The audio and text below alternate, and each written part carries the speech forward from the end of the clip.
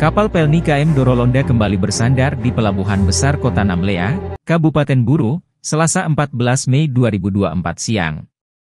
KM Dorolonda yang melayani rute Tanjung Priok, Surabaya, Makassar, Bau-Bau, Namlea, Ambon, Ternate, Bitung, tiba di Pelabuhan Namlea pada pukul 12.30 WIB hari ini. KM Dorolonda sendiri tiba di Pelabuhan Namlea dengan 544 penumpang turun. 524 diantaranya adalah orang dewasa, dan 20 adalah bayi. Sedangkan penumpang naik dari KM Dorolonda 437 orang.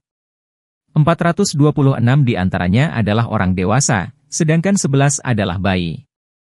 Ika Asegaf, salah seorang penumpang mengatakan, ia bersama temannya naik KM Dorolonda di Pelabuhan Ambon sekitar jam 6 pagi.